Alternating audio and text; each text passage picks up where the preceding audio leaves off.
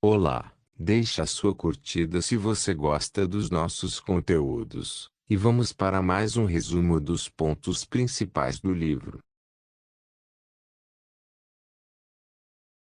O Poder do Hábito, Charles Duhigg.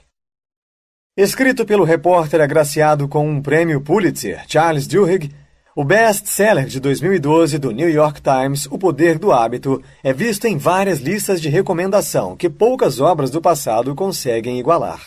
Por alguns livros envelhecerem como o vinho e outros como o leite, tenho por hábito deixar os livros pausados e ver como o tempo julga o seu valor. No entanto, as verdades e a técnica nestas páginas são demasiado valiosas para esperar.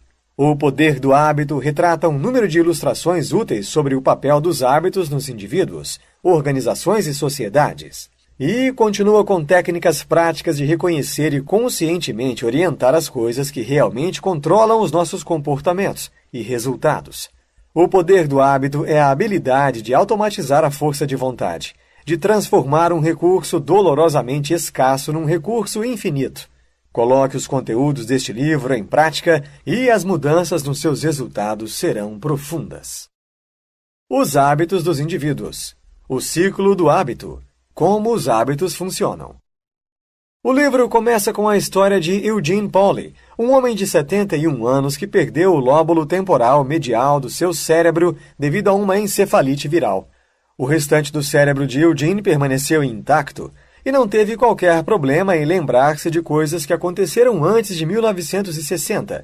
No entanto, sofreu perda de memória a curto prazo, incapaz de reter informação de eventos recentes por mais de 1 minuto e repetindo constantemente as suas palavras e ações de 1 minuto atrás. Eugene não tinha qualquer recordação de seus netos e não conseguia nem dizer onde sua cozinha ou quarto se encontravam, mesmo quando estava dentro da sua própria casa. No entanto, para se certificar de que Eugene fazia algum exercício, sua esposa tinha começado a levá-lo para uma caminhada à volta do quarteirão todos os dias. Um dia, ficou desesperada, pois Eugene tinha desaparecido, até que voltou para casa depois de 15 minutos após ter feito a caminhada sozinho. Ele não conseguia desenhar um mapa simples de seu quarteirão ou explicar onde era sua casa, mas começou a fazer a caminhada todos os dias. Eugene havia demonstrado aquilo que cientistas sempre suspeitaram, mas nunca tiveram provas. Os hábitos são criados e operados completamente separados da parte do cérebro responsável pela memória. Testes elaborados mais tarde confirmaram que aprendemos e fazemos escolhas inconscientemente, sem termos de nos lembrar de nada sobre a aula ou a tomada de decisão. O nosso cérebro está constantemente à procura de novas formas de poupar esforços e está sempre a transformar sequências de ações em rotinas automáticas. O processo de hábito consiste numa sequência de 3 passos. 1. Deixa. Um sinal que diz ao seu cérebro para ficar em modo automático e qual rotina realizar. 2. Rotina. Comportamento físico, mental ou emocional que segue a deixa. 3. Recompensa. Estímulo positivo que diz ao seu cérebro que a rotina funciona e que vale a pena recordar. Compreender como os hábitos funcionam torna-os muito mais fáceis de controlar. Aprendendo a observar as deixas e as recompensas, podemos mudar as rotinas. O cérebro ávido. Como criar novos hábitos. Poderá surpreendê-lo saber que na primeira metade do século XX, na América, quase ninguém escovava os dentes. Na realidade, na Primeira Guerra Mundial havia tantos soldados com dentes a apodrecer que o governo decretou que a má higiene dentária era um risco em nível de segurança nacional. Tudo mudou quando um gênio do marketing chamado Claude Hopkins foi convencido por um amigo seu a utilizar as suas capacidades para promover a pasta dentifrícia. Claude foi o responsável por pegar em produtos desconhecidos como Goodyear e Quaker Oats e torná-los marcas de renome. A sua assinatura tática passava por utilizar a rotina de hábito, associando o produto a um sinal específico, independentemente de quão absurda fosse a conexão. A Quaker Oats, por exemplo, deve o seu sucesso a Claude por ser capaz de convencer a América de que eram capazes de fornecer energia por 24 horas, apenas se tomassem uma taça todas as manhãs. Claude escolheu uma deixa específica para fazer da pasta de dentes um hábito nacional. A sua publicidade lia: passe a sua língua nos dentes. sem tirar uma película. É isso que torna seus dentes amarelos e provoca sua podridão. Após dar a deixa às pessoas, continuou com imagens de sorrisos lindos e a afirmação: veja quantos dentes bonitos são vistos em todo lado. Milhões de pessoas estão a utilizar um novo método de limpeza dos dentes. Por que é que uma mulher haveria de ter dentes sujos? A Pepsodent remove a película. A afirmação era falsa. A película é uma membrana que se impõe naturalmente e a pasta de dentes não faz nada para removê-la. No entanto, a deixa era universal e fácil de perceber. As pessoas associaram a deixa à recompensa, dentes limpos. Em uma década, a utilização da pasta dentifrícia tinha aumentado de 7% da população para 65%.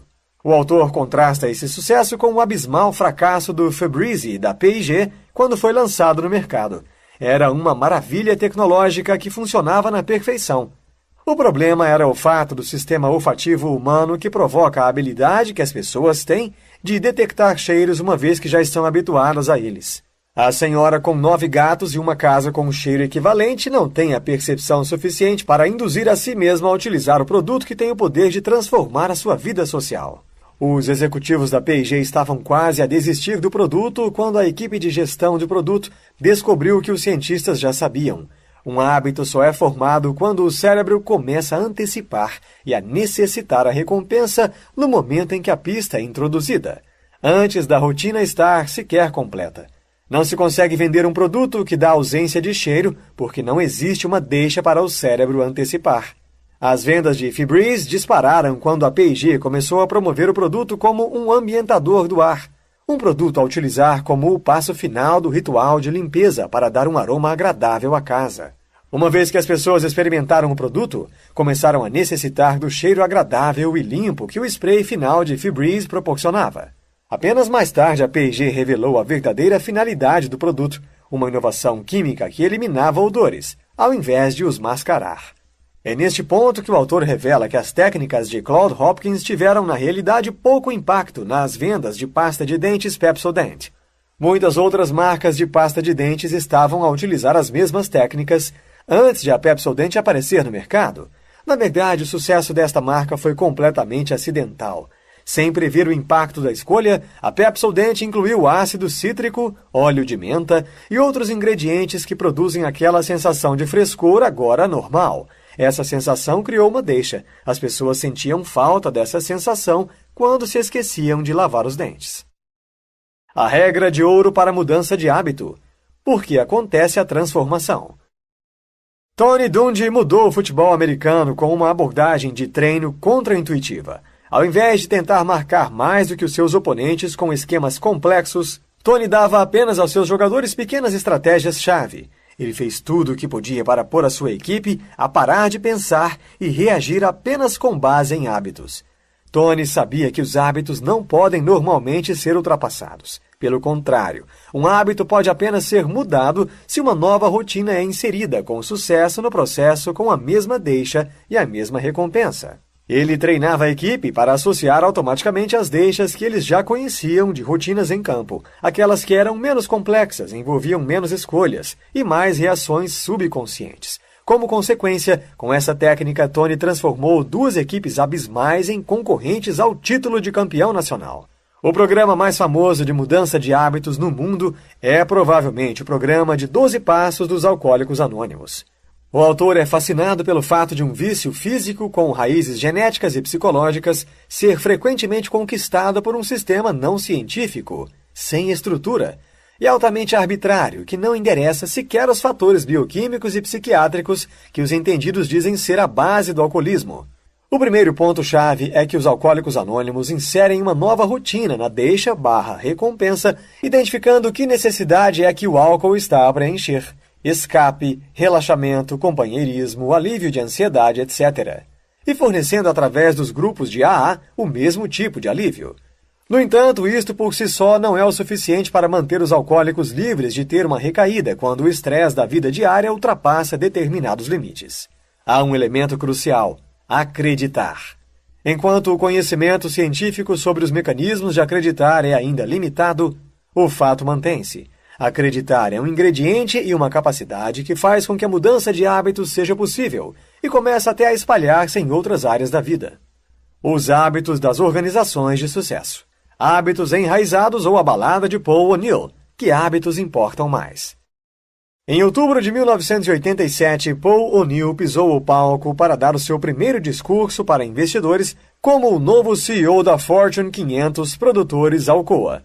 Os novos CEO normalmente seguem um texto sobre custos e lucros, as maldades das interferências do governo e promessas para implementar vários negócios. Em vez disso, para grande surpresa de seu público, Paul começou com: "Eu quero falar com vocês sobre a segurança dos trabalhadores." Ele expôs a sua intenção de fazer da Alcoa uma empresa com 0 acidentes antes de apontar onde eram as saídas de emergência e de instruir o seu público onde se dirigir em caso de emergências. Várias pessoas do público questionaram a sua sanidade mental. Paul teve muito sucesso com a implementação das regras de segurança. Na altura de sua reforma, 11 anos depois, a Alcoa foi de ter um acidente por semana em cada andar, para ter uma taxa de acidentes de trabalho que era 1/20 da média nacional.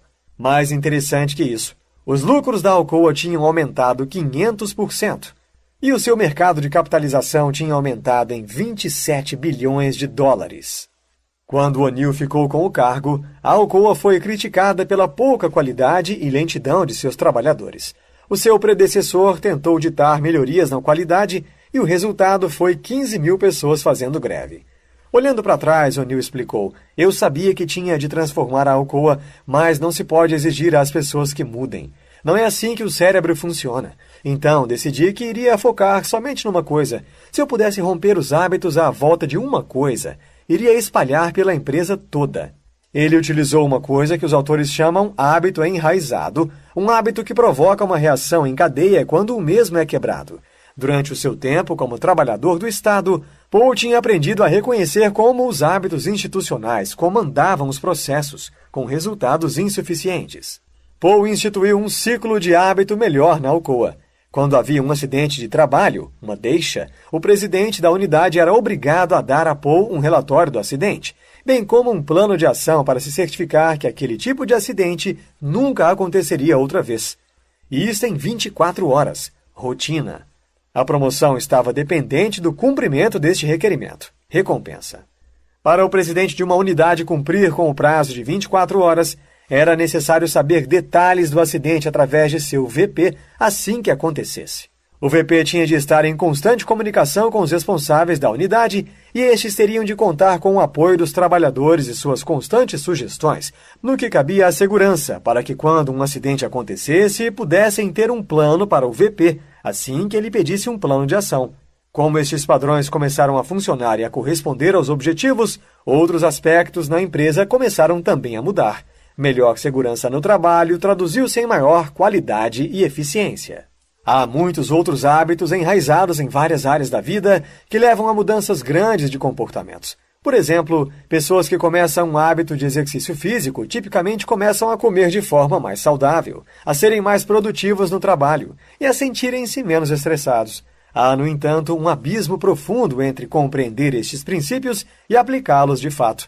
A identificação de um hábito enraizado requer uma abordagem de tentativa e erro, com o objetivo de encontrar aquilo que os autores chamam de uma pequena vitória, uma pequena vantagem que implementa padrões que têm um impacto muito maior.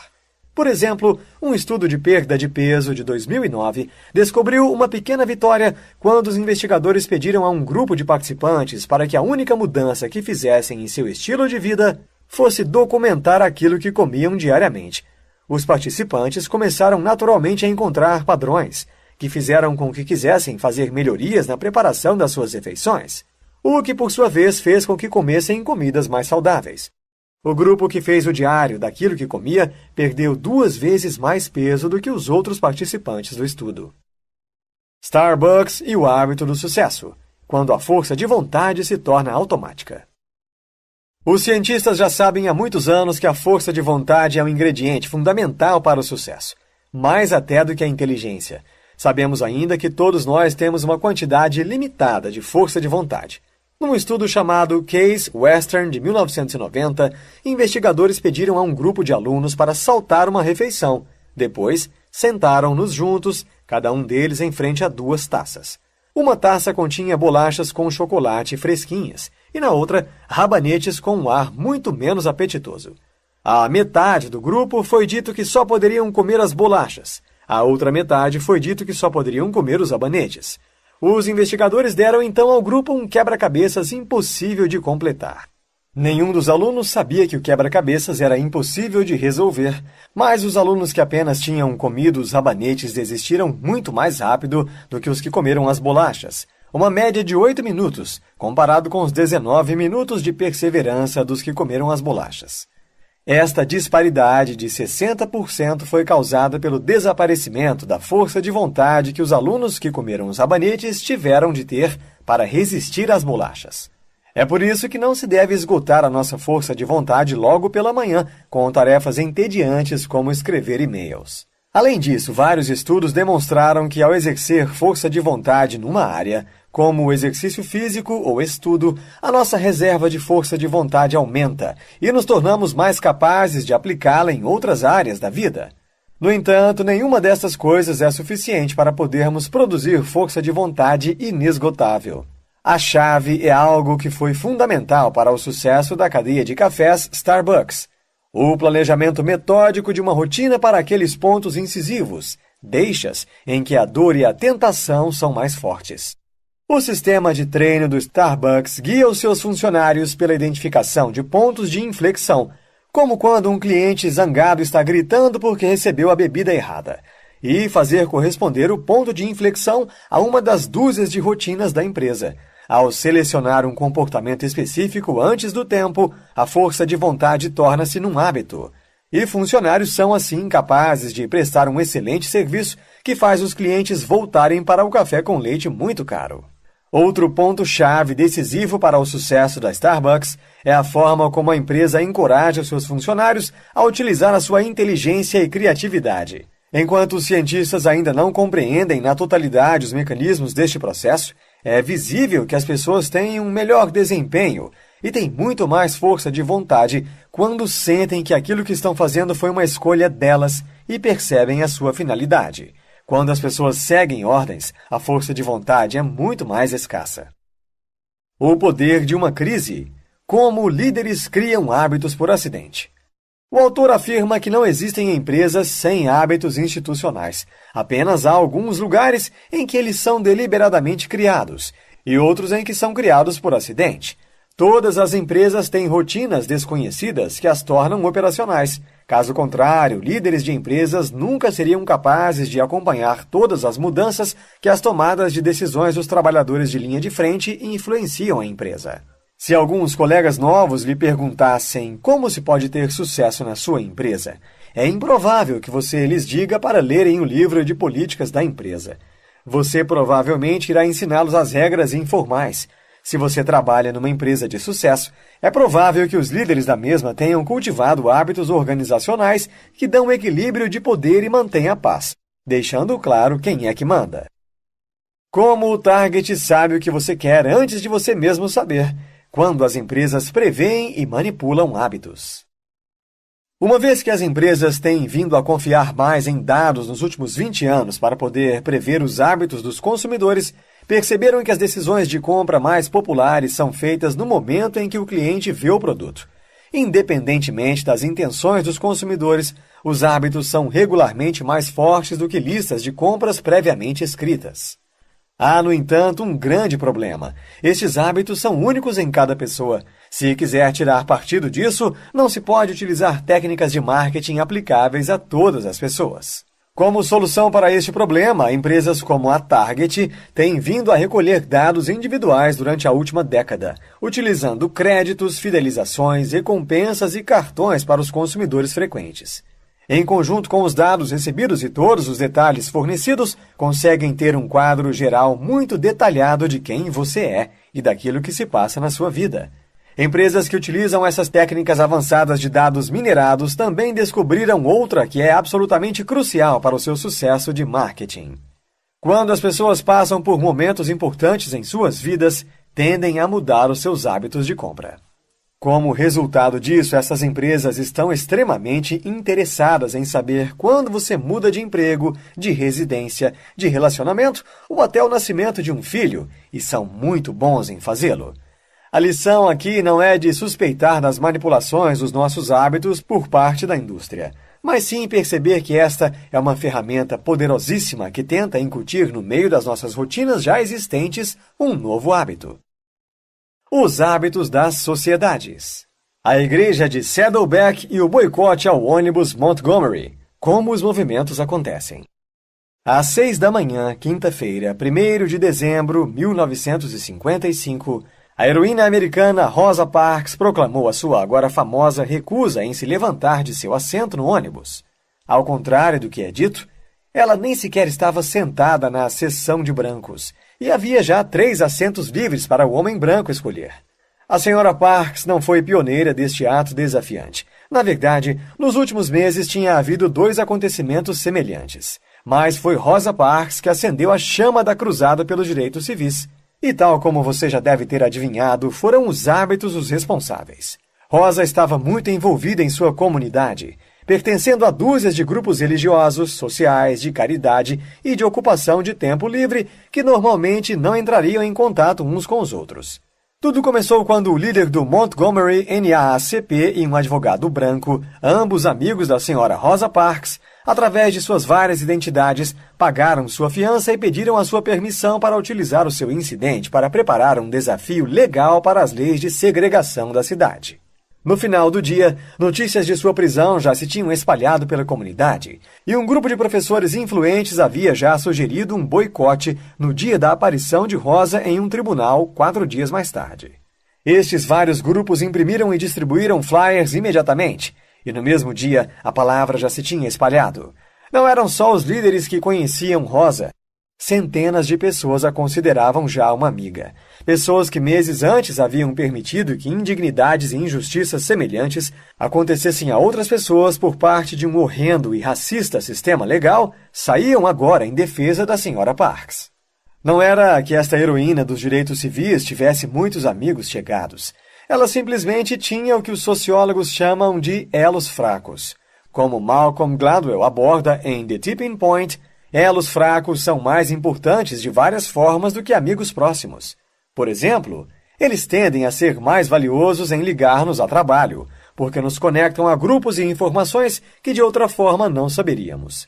Os nossos amigos próximos estão normalmente no mesmo grupo que nós, portanto, é improvável que eles sejam capazes de nos ligar muito além da nossa própria esfera. No caso do boicote do ônibus Montgomery, os elos fracos foram poderosos porque criaram pressão de grupo. A maioria das pessoas não sairia de sua zona de conforto por um conhecido. No entanto, a rede de conhecidos da senhora Parks criou essa pressão de grupo. As pessoas arriscariam a perder estatuto social no grupo caso não participassem do boicote para apoiar a colega da comunidade. Bem como eu ou você perderíamos credibilidade nos nossos grupos sociais se nos recusássemos a dar referências a um amigo para uma entrevista de emprego. Quando o Jornal da Cidade imprimiu um artigo sobre como a comunidade negra estava planejando boicotar os ônibus, a cidade aceitou isso como forma de que toda a gente estava a participar no boicote. O boicote tornou-se um novo hábito social que se alastrou num hábito em maior escala de protestos pacíficos, dando início a movimentos dos direitos civis e, eventualmente, levando ao Ato de Direitos Civis de 1964. A neurologia do livre-arbítrio. Somos responsáveis por nossos hábitos? Em 2010, um investigador de neurociência cognitiva descobriu algo fascinante quando usou uma máquina de ressonância magnética para comparar os cérebros de apostadores patológicos com os de apostadores de ocasião. Quando estes viam slots a rodar nas telas, havia uma diferença na forma como os cérebros dos apostadores patológicos estavam quando uma combinação ganhadora era mostrada. Mais interessante ainda, os apostadores de ocasião registravam as oportunidades de ganhar aproximadas como perdas e os patológicos as registravam como vitórias. Esta é uma diferença crucial no ciclo de hábito. Depois da deixa de quase ganhar, a mente do apostador patológico produz uma recompensa, criando um ciclo de hábito que leva a apostar mais. A mesma deixa na mente do apostador de ocasião leva apenas a uma recompensa quando este para de apostar e escapa à perda de dinheiro. Essa diferença sutil no ciclo de hábito é responsável pelo lucro da indústria de apostas e da ruína de inúmeras vidas. O autor questiona a moralidade de fazer dos apostadores patológicos responsáveis pelas suas ações, mas chega à conclusão de que não importa o quão forte é um hábito, desde que você esteja ciente de que o hábito existe, você tem a capacidade de mudá-lo. A maioria de nós passa a vida num mundo permeado de hábitos sem sequer percebê-los. Um guia para o leitor utilizar essas ideias. Agora que você já percebeu que viveu toda a sua vida rodeado de hábitos, poderá começar a moldá-los conforme a sua vontade. Existem hábitos infinitos e milhares de formas para mudá-los, mas poderá encontrar aquilo de que necessita ao seguir esta fórmula. Identificar a rotina. Apesar de nem sempre ser óbvio, a parte mais fácil é normalmente identificar o comportamento que se quer mudar. Experimentar recompensas. Você pode preencher a rotina de seu ciclo de hábito, mas para apontar a deixa primeiro terá de experimentar recompensas. Experimente uma nova recompensa de cada vez que sentir necessidade de completar a rotina. Por exemplo, se você se alimenta mal todas as tardes, experimente comer uma maçã ou beber café, ou conversar com um amigo por alguns minutos. Depois marque um cronômetro com 15 minutos e, quando apitar, pergunte a si mesmo se ainda está com a mesma vontade. Se sim, é porque ainda não identificou a deixa. Continue a experimentar e, eventualmente, irá descobrir se tinha realmente fome, caso em que a maçã funcionaria, ou se estava cansado, caso em que o café ajudaria, ou ainda se simplesmente precisava de uma pausa, caso em que o amigo ajudaria. Isolar a deixa. Uma vez que a recompensa que satisfaz a deixa foi determinada, ainda há trabalho a fazer para compreender exatamente o que a deixa é. As deixas mais comuns estão nessas 5 categorias: localização, tempo, estado emocional, terceiros, um acontecimento recente. Se você tem um hábito que realmente tem a intenção de mudar, faça um registro da sua localização, da hora, do seu estado emocional, das pessoas à sua volta e da ação que está fazendo mesmo antes do seu hábito. Após algumas repetições, será provavelmente capaz de ver o padrão. Ter um plano. Uma vez que reconheceu a rotina, a recompensa e a deixa, deverá ser simples elaborar uma rotina diferente que proporcione a mesma recompensa depois da mesma deixa. Fique atento à deixa, ou faça um alerta automático se esta for relacionada com um tempo específico. E faça a sua rotina já planejada. Se funcionar, confirmou que encontrou a deixa certa e a recompensa, e seu hábito será então fácil de moldar. Insights. O principal ingrediente para uma mudança de hábito radical é o acreditar. Não faça atividades que esgotem sua força de vontade logo pela manhã. Os hábitos são muito mais fortes do que as ações pensadas. Para mudar um hábito, basta ter disciplina e entendimento do que o provoca. Se quiser ter uma vida melhor, crie novos hábitos. Identifique aqueles que já pratica e molde-os como achar melhor. Neste livro, você aprendeu que os hábitos ditam praticamente tudo o que fazemos. E esse livro mostra que o sucesso do crescimento pessoal e da maior parte das coisas da vida está completamente dependente da capacidade de identificar, moldar e construir os hábitos. Quanto mais se compreende os hábitos, menos importância se dará à força de vontade, objetivos e qualquer outro número de facetas da vida sobre as quais a maior parte das pessoas se preocupa. A força de vontade pode e deveria certamente ser aumentada através de exercício, e objetivos são de fato úteis para manter o foco e julgar o nosso progresso. No entanto, é muito mais eficiente automatizar a força de vontade e focarmos no hábito de fazer flexões por 10 minutos todos os dias, às 7 da manhã, do que estabelecer o objetivo de perder 5 quilos até o próximo mês. Gostou e quer aprender mais? Se é esse tipo de informação que você busca no YouTube, você não só achou aqui, como eu te garanto que a quantidade de informação que eu vou te passar aqui nesse canal vai ser insana. Então se inscreve aqui nesse canal para você ficar informado e, ao mesmo tempo, me dar aquela força.